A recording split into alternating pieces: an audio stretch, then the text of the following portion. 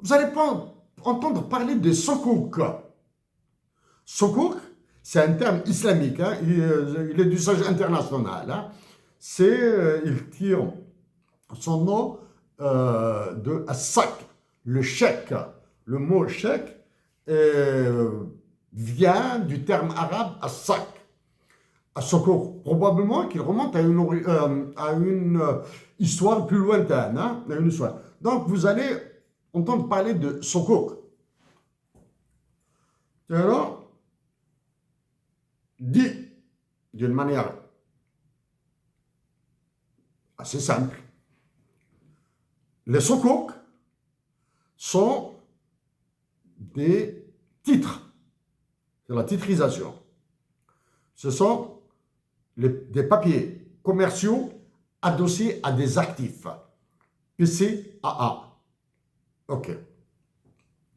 Papiers commerciaux adossés à des actifs, ce sont des titres. Là, la titrisation, quand vous entendez parler de la titrisation, il faut chercher les problèmes de ces banques. Hein. Les banques qui font dans la titrisation, je vais vous donner un exemple après, sans casser la gueule.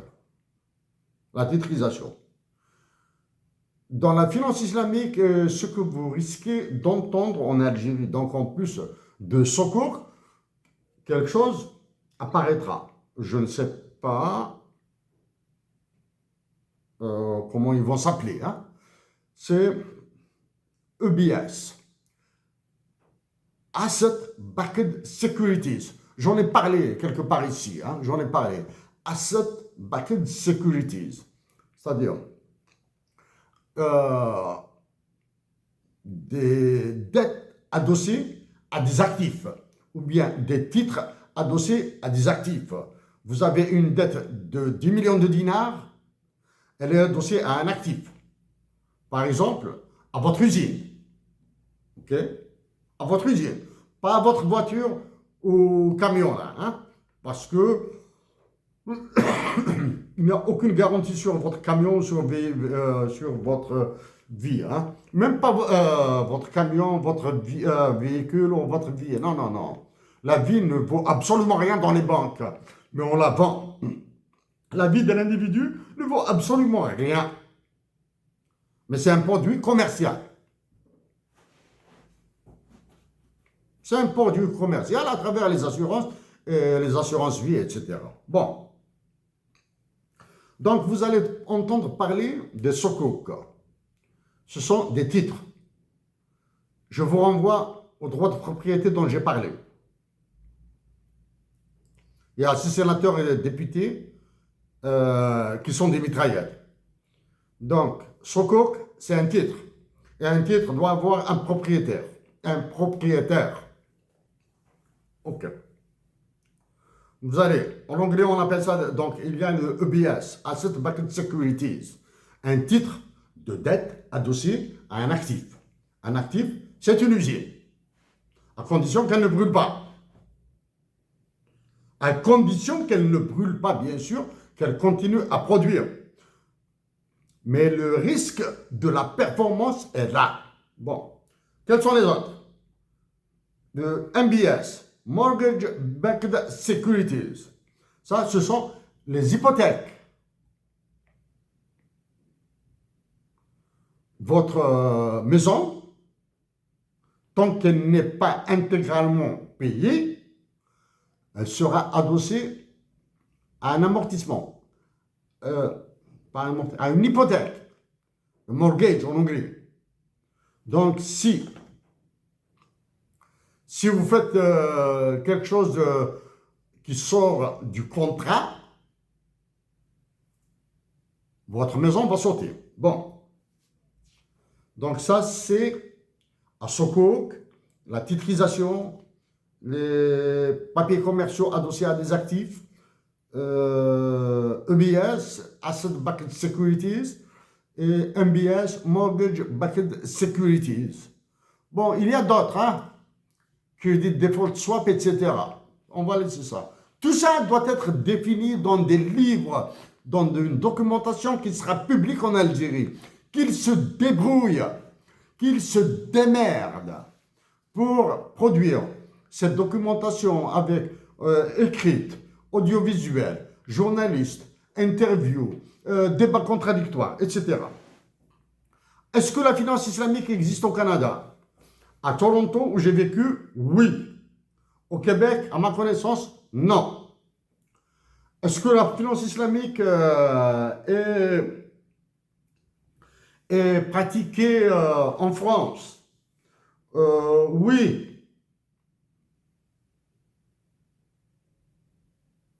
C'est à travers l'UBAF, l'Union des banques africaines et françaises, quelque chose comme ça. Hein. Voici un autre trou noir là.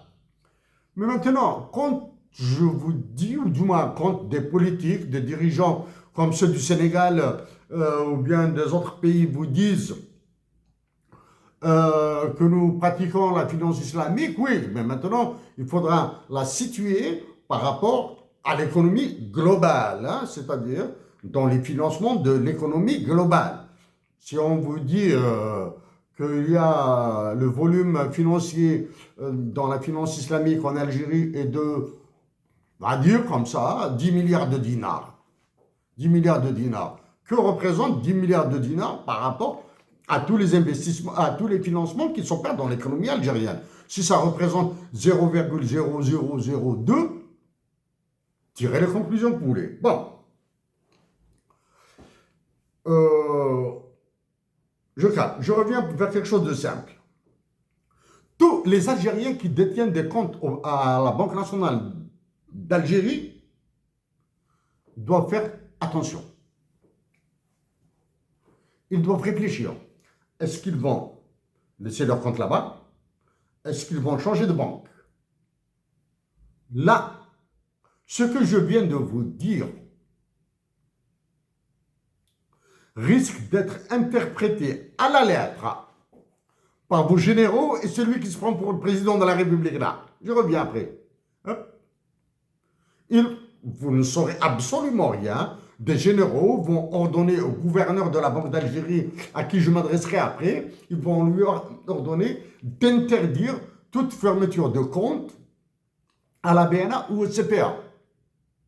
Ou bien interdire à tous les Algériens qui ont des comptes à la BNA et au CPA d'ouvrir des comptes dans une autre banque.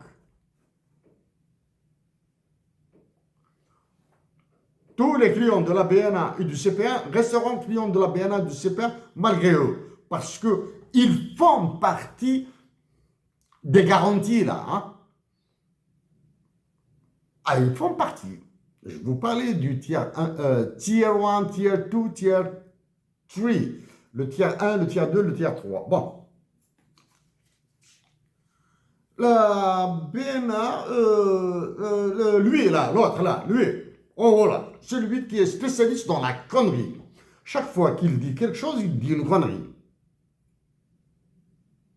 Pourtant, je lui ai suggéré de ne plus parler d'économie, pas plus d'économie, pas plus de finance.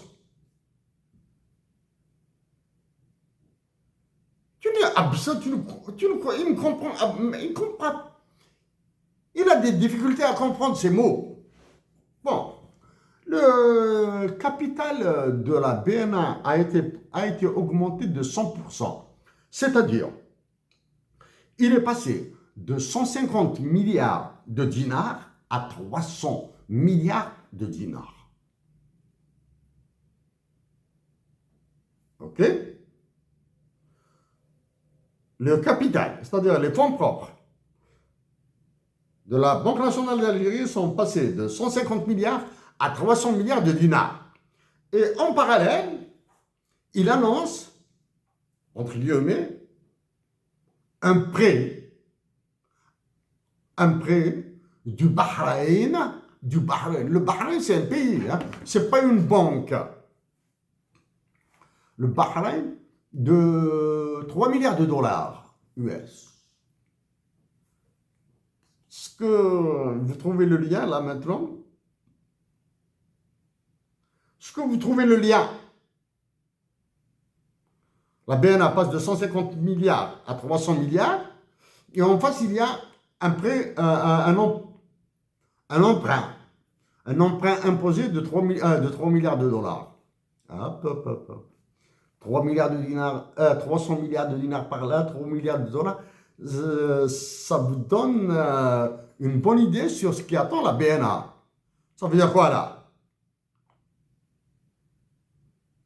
Ça veut dire que c'est la BNA qui sera utilisée comme cobaye pour la finance islamique. C'est-à-dire, de force, tu ouvres le capital. Ça, c'est une voie à la privatisation de la BNA. C'est la voie au changement du conseil d'administration. C'est la voie au changement à la prise de décision. C'est le changement du poids de la décision dans la BNA. Maintenant, à chaque fois, je donne un aspect complexe, ensuite je vais à un aspect plus simple. Je donne un aspect simple, ensuite je reviens vers un aspect complexe.